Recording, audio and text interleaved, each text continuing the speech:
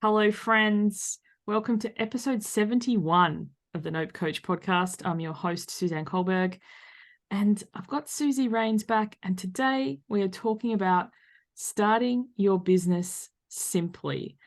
Both Suzy and I are entrepreneurs, been in the game for, I don't know, how long have you been in the game for? It's not that long, Suzy, is it? Yeah, 15 months, not real long. 15 months, and this is my 6th year. So I would consider myself a veteran, but I'm sure I'm still a little chicken nugget compared to what other people think. But so many of my listeners, people I work with, people I talk to, are what I lovingly refer to as wannapreneurs, in that space between wanting to start your own business but haven't quite created something yet. And often it's because they overcomplicate it. They're like, Suzanne, I don't have a funnel. I don't have a lead magnet. I don't have a website. I don't have, and some of you listening might be like, I don't even know what these terms she's talking about are. So because we don't know what we don't know, we don't start. So I invited Suzy back today to talk about starting your business simply, like keeping it simple, because we don't want, like, the gift of online entrepreneurial world is, unlike a bricks and mortar business like a restaurant or something like that, you can start with very little overhead. You don't need like inventory, you don't need like chairs and tables, you don't need staff, you don't need, it can be pretty low cost, and doesn't mean not great quality. It just means, starting with what you have and then building and adding as you need it, rather than taking out a big loan for all these bells and whistles that you don't even need yet. So, Suzy, what would you say to people who are like just in the phase of crossing the thing from like, actually, no, this is going to be a thing I'm really ready to start? Where would you direct them? Yeah, so this comes up a lot with my clients. I always start everybody at the beginning of their vision. So if they have an idea, oh, I have this great idea, and we're talking online businesses, because again, this is low cost, easy to get going fast. I have a business idea. I'm like, okay, write out, and this is pen and paper. So we're even going off of technology. You don't even have to have a computer, a notebook and a pen. Write out what it looks like completely done. So how are you working? How long are you working? How many clients are you seeing? What are those people like?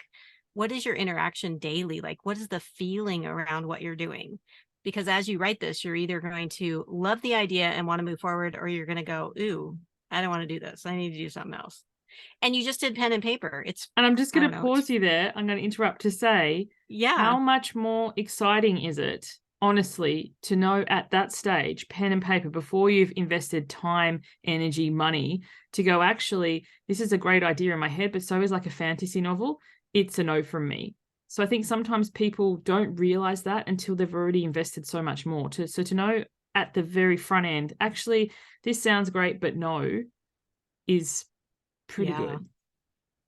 Yeah. You get the yes or no. And then if you have the green light, then I'm going to tell you, and you've had this, I know you mentioned you have another episode similar to this. You really have to know who it is that you're selling to. So yes, you need to figure out, who am I selling to? Who are my clients? And you need to know how you're going to deliver the online service. So what is it that you're doing? Because that's going to determine the tech side. But again, I'm going to tell you, get out your notebook. You still don't need a computer.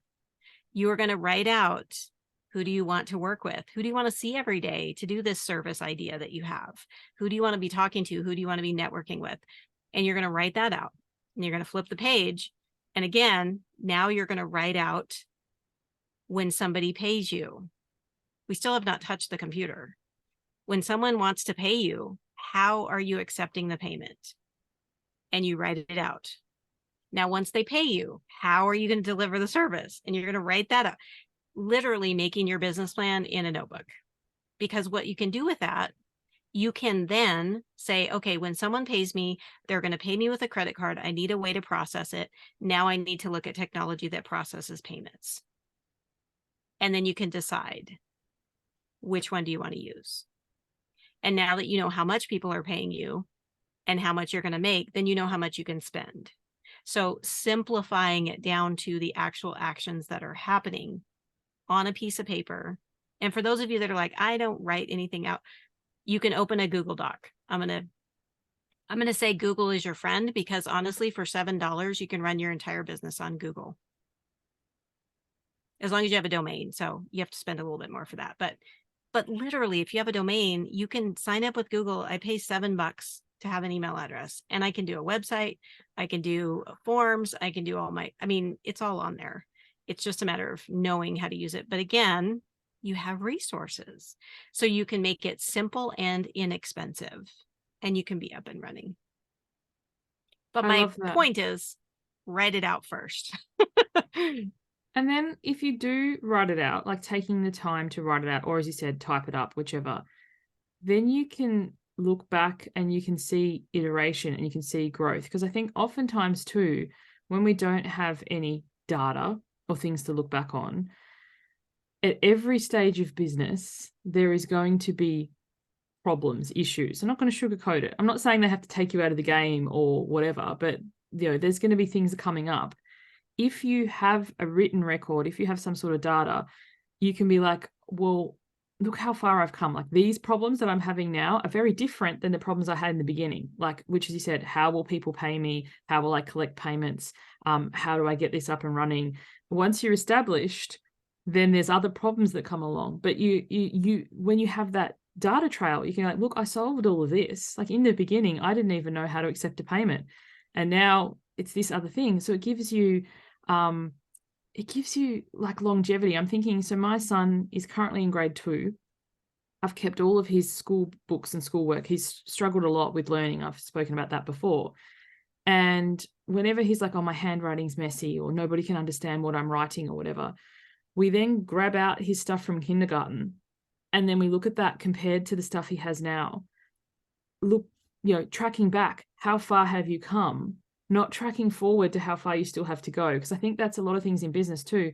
We can often end up following the bigger names, Marie Forleo, Amy Porterfield, people who have really big established businesses and really big teams.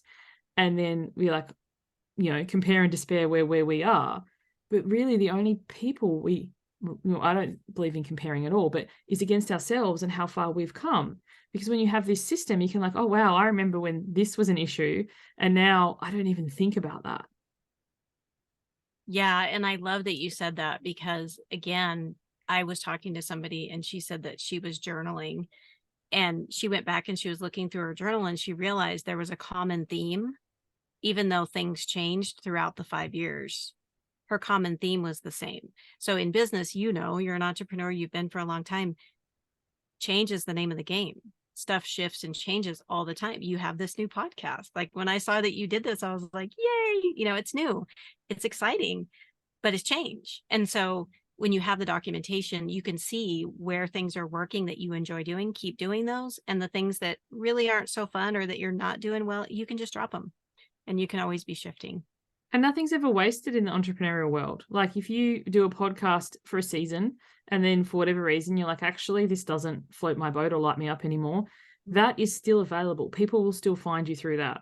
I guested on podcasts for years before I created my own. People still reach out to me from episodes I did in 2019, 2020. So at the time of recording this is 3 and 4 years ago, because that is still out there. I think sometimes what holds us back from getting started is we don't want to do the wrong thing. Like, we're like, oh, I don't want to waste time or waste energy.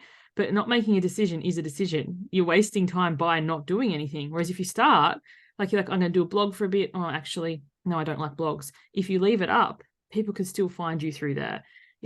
Whichever platform you choose to be active on. And that's another thing too. A lot of people, like, I was chatting to someone just yesterday who's starting business, and she's like, okay, so I'm setting up LinkedIn, I'm setting up Facebook, I'm setting up Instagram. And I said to her, with love, so you're going to have 3 lots of, on TikTok, so you're going to have 4 lots of places for people to spam you. And she's like, what do you mean? I was like, pick the one place that you actually enjoy and double down on that, and then expand, rather than try and be on all platforms, because then that just gets exhausting and, in this hurry scurry type energy. I love that. And that's the whole point of simplifying. The title of this podcast.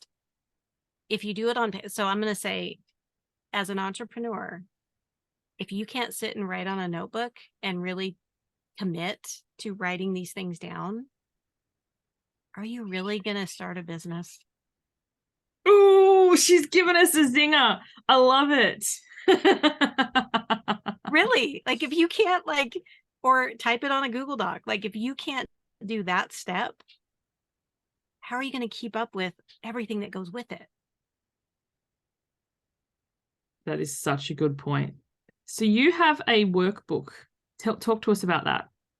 Yeah. So the workbook was my attempt. Well, I say that I needed it for myself because I Exactly. was That's the doing what best creations. We I, create them for ourselves and then we offer them to others. and then we share them. Yeah. And that was the workbook was birthed out of my notebook idea.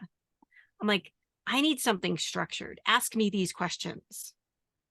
So instead of a blank piece of paper and then you have writer's block, you're like, really, what do I want to do? And then you're sitting there forever. And so the workbook was actually created out of what are the questions that I need to ask myself and answer to start a business. And so it's broken out in sections and it's nicely formatted and easy to follow. And so then I put it on paper and created it so that it's not a blank notebook anymore. It's actually questions that I can, and I go through it all the time myself. Perfect. And And where it's can people different and find that? If changes. they're like, actually, I'm going to be the person who sits there staring at a blank piece of paper going, I'll do this tomorrow and I want some structure in my life. Where can they grab your workbook? They can grab my workbook on my website and it's SuzyWraines.com, SuzyWraines.com. And it's under the work with me in my menu. And I think if you scroll through, you'll find it. It's on there, the homepage. Highly recommended. And anything else before we wrap up? I'm just going to say what I say at the end of my podcast because it's such a profound, just, hey, keep it simple. Like if you think that you're, yeah. I love it. Oh, your podcast. Where can people find your podcast? Oh, they'll find it on my website. I have a link to it on my website. And what's it called? Starting a Business Simplified. I love it so much. Thank you for joining me, Suzy. Thank you for listening, everyone. I'll catch you on the next one. Bye for now.